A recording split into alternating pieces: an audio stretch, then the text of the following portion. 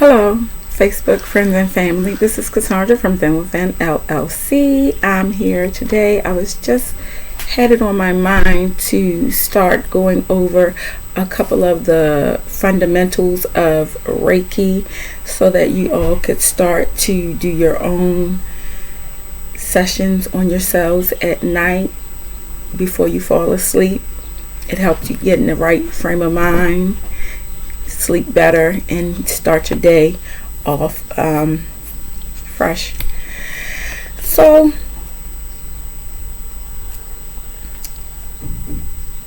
basically, Reiki does help with fear, and we all know that fear is the false evidence appearing real that really stagnates us and paralyzes us. We're either scared that we're going to make a mistake, scared we're going to do something wrong, or just scared of the outcome altogether. So it has us frozen, that we're not making any moves, so that we're not progressing, and that will lead to the stagnation, which will lead to the pain and the dis-ease coming up in our body in various different places. And when we have things that pop up on our mind and we just say, "Oh, I wonder what made me think about that," and then you keep moving, going on along with your day, putting that on the shelf, so to speak, not dealing with which would be the root causes of it. So then the next time something similar to that comes up, it triggers in our brain and we overreact and have a bigger response the next time. And you may not know that Reiki is an energy balancing modality that has been around for centuries. Dr. Usui Makeo rediscovered it in the late 1800s or early 1900s. It uses universal life force energy, which is the energy that binds all of the universe together. Our bodies are made up of the same chemicals and energies that made the universe, so that we are one with the universe.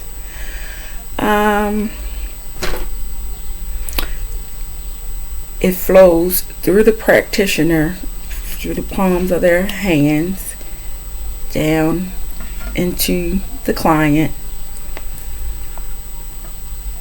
The practitioner is the conduit to which the energy flows, and the energy flows down and out the soles of your feet and goes in to Mama Gaia, Mother Earth, who then transmutes the energy.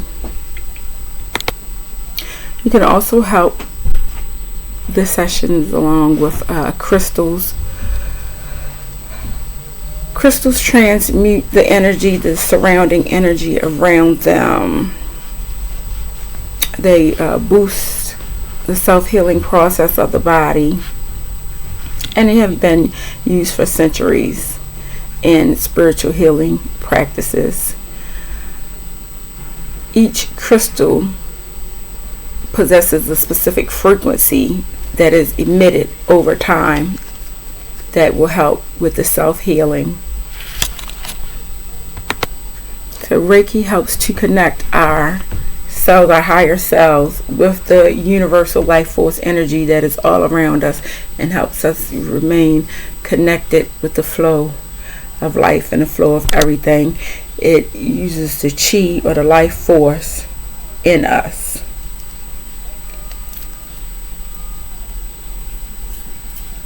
Reiki over time will help to rebuild this on a cellular level. It will rebuild ourselves on a cellular level for healing.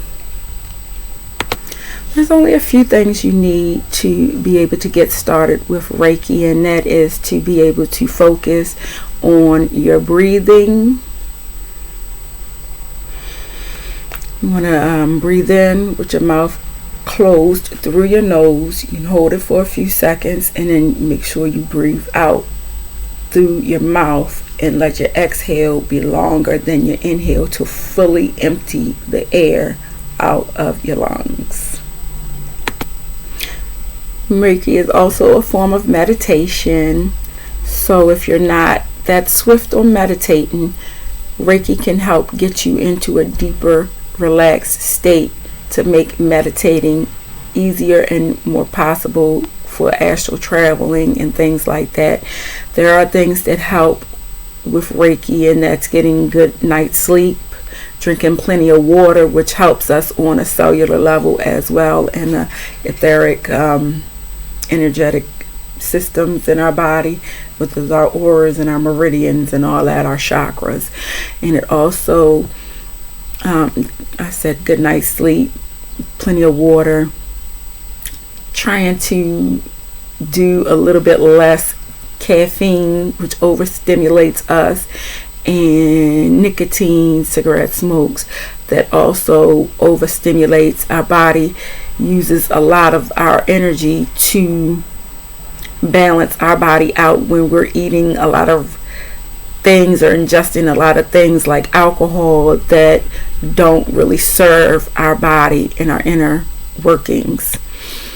So with that being said, the energy just flows a lot better if you are a clearer conduit for the energy. Now, someone like me that does sessions on other people, I need to be a clear conduit so that the person receiving the session can have as good a session as humanly possible. If you're doing Reiki sessions on yourself at night before you sleep, you don't have to be stressed out and worrying about your diet. All you have to do is try to eat better, try to drink a little better, try to get a better night's sleep, and it will help on its own. There's no need to be attuned to the energy. I was attuned to the energy because I do sessions on other people.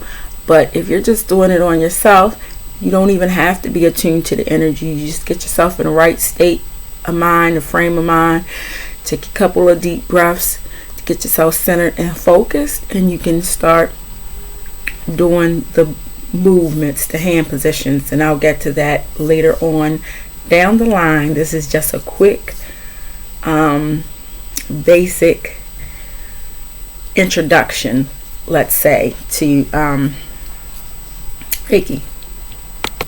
Basically, level 1 Reiki just focuses on the practitioner and the health of the practitioner doing your self sessions either in the morning. They would like it to be done at night because it helps the healing process in your body, the self-healing process. But you can do it whenever. You could do Reiki on your food, on your cars, on situations, anything that you would like to send energy to, because everything is connected through the universal life force energy. So you can pretty much do Reiki on anything you would like. Your money situations, if you have an interview for a job, if your children are going through stressful situations, if you have a surgery coming up, anything. World events that happen, maybe a crisis happens in the world, like this Ukraine and Russia situation going on, we could send loving Reiki energy to that. It is absolutely limitless how far the energy can go and what you would like to do with it. I stated it helps with your mental and spiritual growth. It helps you physically, clarity. It helps you attune to nature. It helps with the bereavement process, the loss of a loved one. Reiki is just endless. It's hidden knowledge and hidden information that has been kept from us for centuries, for thousands of years even. Reiki can also help with your beliefs, any type of dogma, stereotypes, anything that you may have grew up with that is no longer serving your purpose right now. The world is changing. We're seeing things completely differently than like where my grandfather was, where society was 80, 90 years ago. Thank God.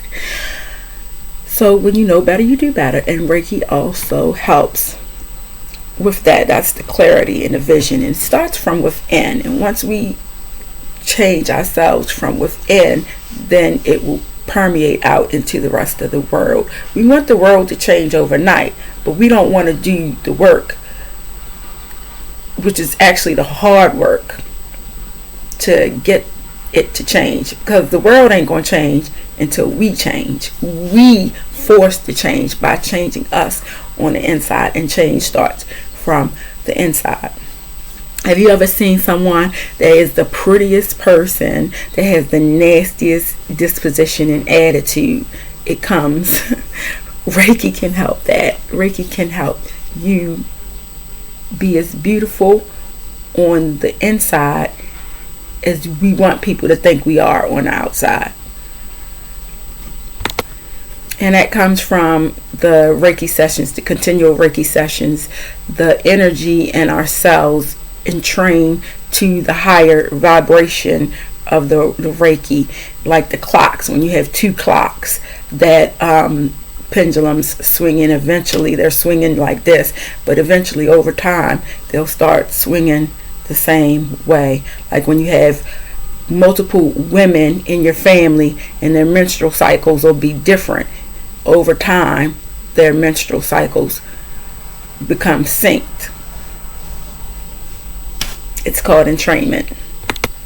So my friends are texting like crazy right now. Our bodies have a natural electromagnetic frequency that it resonates with. And if the body loses its effectiveness to maintain a homeostasis levels, the lines of communication are like maybe a radio that is not tuned to the right dial. It's pretty staticky and it's like a disrupted frequency. So just continued Reiki sessions will keep that level at an even keel, because we store energy in the form of memories and beliefs that our body does not need, and that it doesn't serve our body, as dissonance. And dissonance is disharmony. So as we store all those bad memories and bad situations that have gone on, and we keep running them through our bodies and our heads, we're storing that dissonant energy, and it just will come out as a pain in your shoulder, a pain in your neck, headache. We all know all the different types of aches and pains that can go on, so I don't need to continue with that. So Reiki is just like you turning that radio frequency dial and making the music come in loud and clear, or like a flashlight that you're shining a flashlight in the dark. It is letting your body know that where that dissonance and disharmony is in your body, and it will let your body know that it's not serving you, and then you release it. It's very important once you start with the Reiki sessions and your body starts to release all that is no longer serving it, all the dissonance, all the energy. I don't want to say negative, because it's not really negative, positive. It's just energy.